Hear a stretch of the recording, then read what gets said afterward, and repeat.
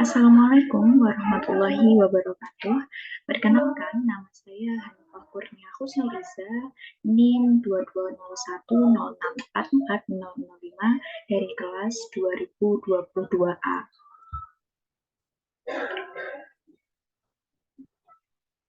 Jurusan PGSD Fakultas Ilmu Pendidikan. Baik teman-teman, di sini saya akan menyampaikan materi mengenai latar belakang, tujuan, dan landasan pendidikan Pancasila. Baik, yang pertama kita akan mempelajari latar belakang pendidikan Pancasila. Dalam menghadapi era globalisasi saat ini, diperlukan perubahan yang progresif. Untuk menuju perubahan yang progresif itu dibutuhkan usaha konkret atau usaha yang nyata. Globalisasi tentu membawa dampak baik dan buruk agar dapat menyeleksi hal-hal di era global. Perlu adanya nilai-nilai yang bersifat universal serta diyakini kebenarannya sehingga dijadikan pedoman untuk hidup berbangsa dan bernegara. Dalam hal ini telah disepakati Pancasila sebagai dasar negara yang menjadi pedoman bangsa untuk menapaki perjalanan sejarah selanjutnya serta sebagai upaya membentuk karakter bangsa sehingga tidak akan menyimpang dari nilai-nilai luhur Pancasila. Selanjutnya adalah tujuan dari pendidikan Pancasila. Yang pertama adalah membentuk karakter bangsa, yang kedua mengimplementasi nilai-nilai luhur Pancasila, dan yang ketiga berkontribusi aktif dalam kehidupan berbangsa. Jadi, pendidikan Pancasila adalah proses pembudayaan atau pewarisan budaya dari generasi tua ke generasi muda, agar generasi muda tak kehilangan jati dirinya sebagai bangsa Indonesia. Notonagoro 1980, beberapa hal mengenai falsafah Pancasila, cetakan 9, Jakarta, Pancoran 7. Selanjutnya, kita harus mengerti terlebih dahulu pengertian dari Pancasila. Dalam bahasa Sanskerta, Pancasila terdiri atas kata panca yang artinya 5 dan sila atau shila yang berarti batu sendi atau dasar. Kata sila yang berasal dari kata susila yaitu tingkah laku yang baik. Tim MKU Pendidikan Pancasila UNESA 2014 halaman 5.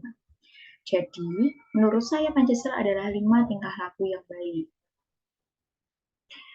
Selanjutnya adalah untuk mencapai nirwana diperlukan 5 dasar atau ajaran, yaitu yang pertama, tidak boleh melakukan kekerasan. Yang kedua, tidak boleh mencuri. Yang ketiga, tidak boleh berjiwa dengki. Yang keempat, tidak boleh berbohong. Dan yang kelima adalah tidak boleh mabuk minuman keras.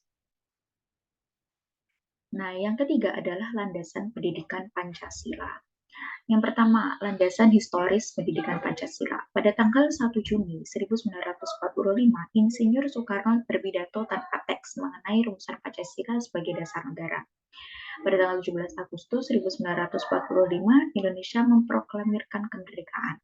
Kemudian, keesokan paginya, tanggal 18 Agustus 1945 disahkanlah UUD 1945, termasuk pembukaannya. Di mana di dalam pembukaan tersebut terdapat rumusan 5 prinsip sebagai dasar negara yang diberi nama Pancasila. Sejak saat itulah Pancasila menjadi bahasa Indonesia yang umum.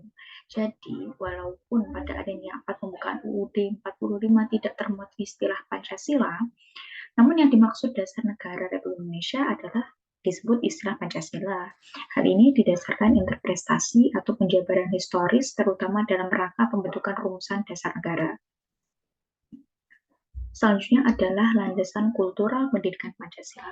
Pancasila sebagai dasar negara dan pandangan hidup bangsa Indonesia adalah salah satu hasil budaya bangsa yang sangat penting. Oleh karena itu, Pancasila pun harus diwariskan kepada generasi muda bangsa Indonesia. Berikutnya melalui pendidikan. Tanpa usaha mewariskan Pancasila kepada generasi muda melalui pendidikan negara dan bangsa akan kehilangan hasil budaya atau kultural yang amat penting tersebut. Setiap bangsa memiliki kepedulian kepada pewarisan budaya luhur kepada bangsanya. Oleh karena itu, perlu adanya upaya pewarisan budaya penting tersebut melalui pendidikan Pancasila. Pendidikan Pancasila adalah proses pembudayaan atau pewarisan budaya dari generasi tua ke generasi muda, agar generasi muda tak kehilangan jati dirinya sebagai bangsa Indonesia. Landasan yang ketiga adalah landasan yuridis pendidikan Pancasila. Pancasila sebagai dasar negara harus menjadi landasan bagi peraturan-peraturan dalam tertib hukum Indonesia atau sumber hukum dasar nasional, yaitu menjadi sumber bagi penyusunan peraturan perundang-undangan. Aturan-aturan hukum yang dimaksudkan adalah seperti UUD, ketetapan MPR, undang-undang, peraturan pemerintah pengganti undang-undang, peraturan pemerintah, keputusan presiden, dan peraturan daerah. Sebagai dasar negara, Pancasila mempunyai kekuatan mengikat secara yuridis seluruh tatanan hidup bernegara yang bertentangan dengan Pancasila sebagai kaidah yuridis konstitusional pada dasarnya tidak berlaku dan harus dicabut. Artinya apa? Jadi Pancasila itu memiliki kekuatan secara yuridis. Dia memiliki kekuatan sebagai landasan hukum, dasar dari pembentukan peraturan-peraturan di bawahnya, yang otomatis peraturan-peraturan di bawahnya itu tidak boleh bertentangan di dalam mengenai isinya itu terhadap nilai-nilai Pancasila.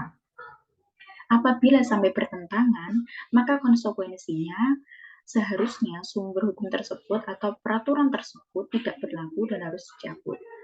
Landasan yang terakhir adalah landasan filosofi pendidikan Pancasila. Secara intrinsik, nilai-nilai Pancasila berwujud dan bersifat filosofi, dan secara praksis nilai-nilai tersebut berupa pandangan hidup, filsafat hidup bangsa Indonesia.